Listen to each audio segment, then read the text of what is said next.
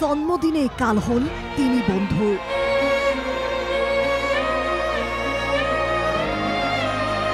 জন্মদিন পালন কৰিবলৈ গৈ ঘূৰি নাহিল তিনি বন্ধু ঘৰৰ পৰা ফূৰ্তি মনেৰে ওলাই যোৱা ঋষভ হৰ্নিশ দীক্ষিত ঘৰলৈ উভতিল নিথৰ দেহ হৈ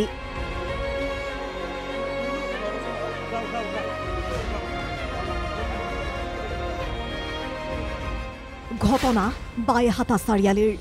কোনেও কাহানিও কল্পনা কৰিব নোৱাৰা এক মৰ্মান্তিক ঘটনা জন্মদিনে কাল হল যেন তিনি বন্ধুৰ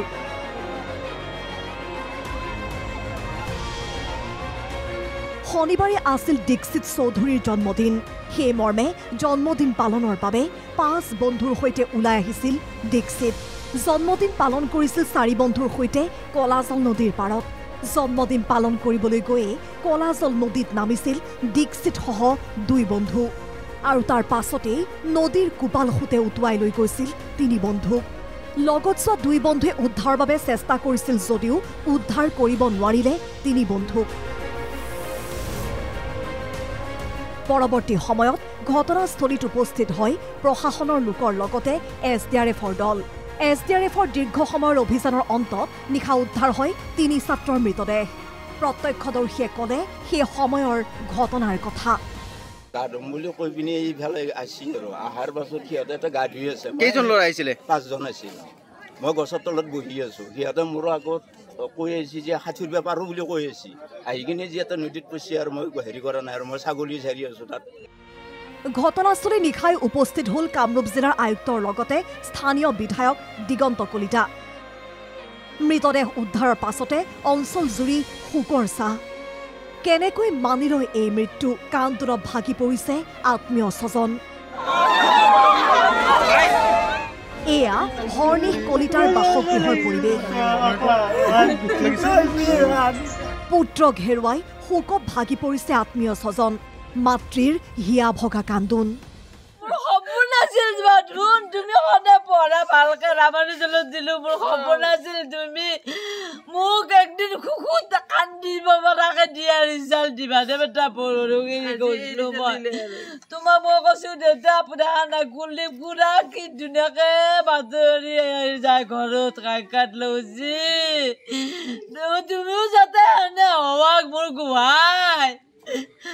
মোৰ বাছা কেনেকৈ সহিব পাৰে এই মৃত্যু হৰ্নিশৰ কথা কৈ উচুপি উঠিল শিক্ষকো তেওঁলোকৰ সহযোগী বাৰ্থডে আছিল বাৰ্থডে চেলিব্ৰেশ্যন কৰিব যোৱা বুলি গম পাওঁ মানে সূত্ৰমতে তাতে তেওঁলোকৰ মানে ধৰক বাৰিষা ছিজন নদীটো ভৰা পানী আছিল ঠিক শুনামতে আৰু আমিতো দেখা নাই শুনামতে এজনে শ্লিপ হৈ গ'ল মানে এজনে এজনক ধৰিলে এজনে এজনক ধৰিলে তেনেকৈ ঘটনাটো হোৱা বুলি মানে শুনিব পাৰিছোঁ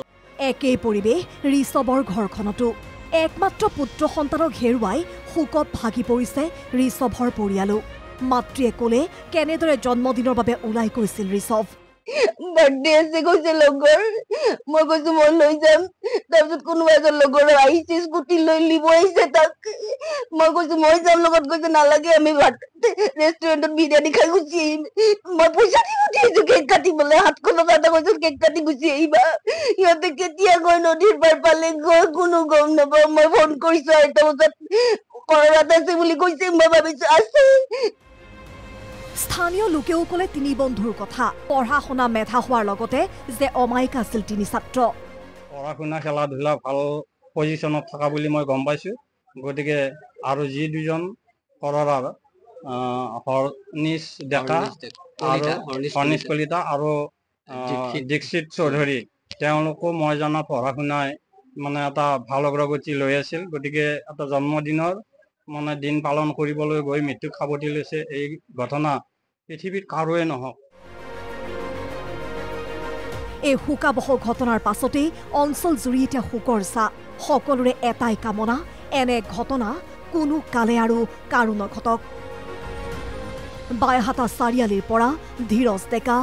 NKTV+।